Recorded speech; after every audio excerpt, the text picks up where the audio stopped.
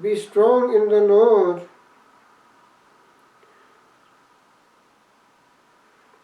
For we are not contending against flesh and blood, but against the principalities, against the powers, against the world rulers of this present darkness, against the spiritual hosts of wickedness in the heavenly places.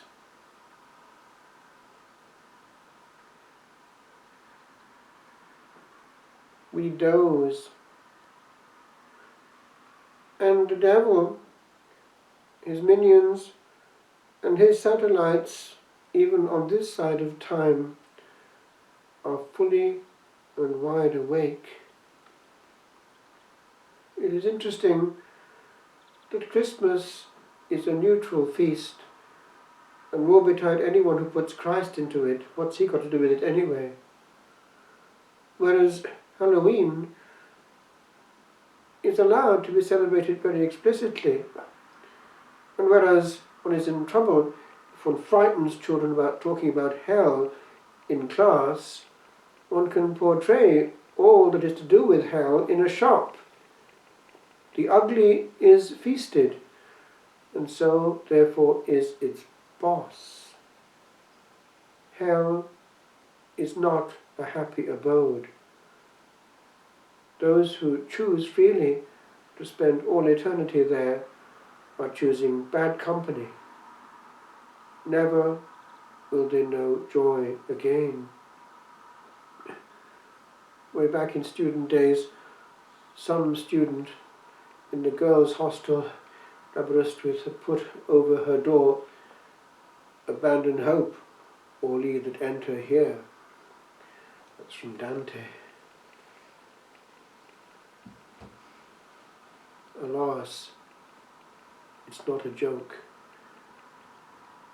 And those who joke about God and the last things are betraying the fact that actually they're nervous about it.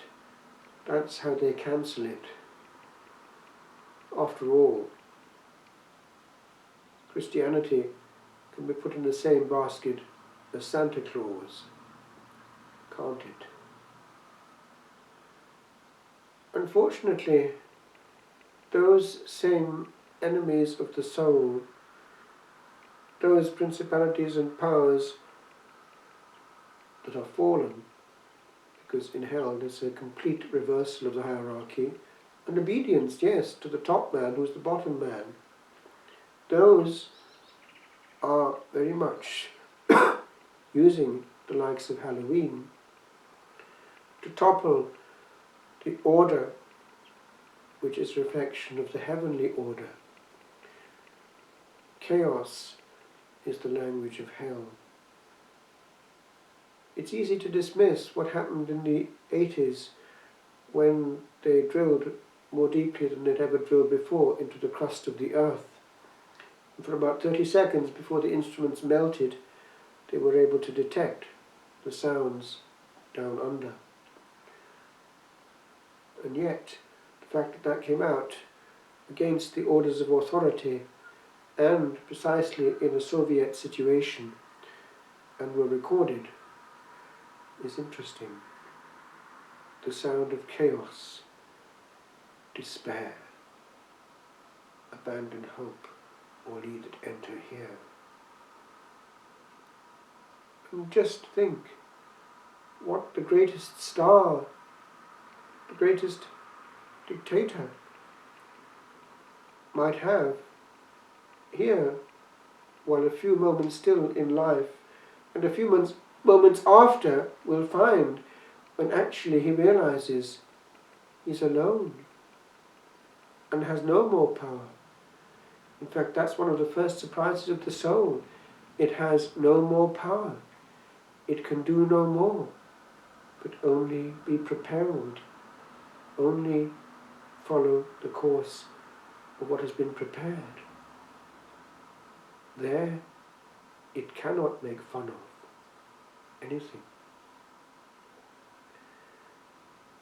I was deeply moved some years ago when presented with the testimony of Father Stephen Shire, who died in a terrible accident and was shown the other side and was going the wrong way, and he was being presented with his judgment, and he maintains that all he could do was mentally acknowledge, yes, yes, yes, this was the case. And before truth, the naked soul can't do anything else. It has no more power to make a noise against the truth. Witchcraft is different from prayer. Prayer is subject to the divine will, and every prayer is conditional, if it be thy will. The demonic has this difference: the devil answers immediately and in kind, and therefore satisfaction is obtained, but at a price. That applies also to many things which are linked with the demonic: New Age practices, apparent healing, using energy which is not of God, at a price. We priests know that those who get into this then later on have to deal with a typical pattern of things going wrong, more and more wrong. Disorder, chaos. It is perhaps no coincidence that I was ordained on actually the feast, in inverted commas, of Halloween. It was the vigil of All Saints. We need to recuperate All Saints and feast our true brethren.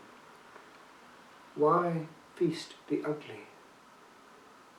It's as though it didn't matter anymore. A little bit of the devil doesn't matter. Or does it?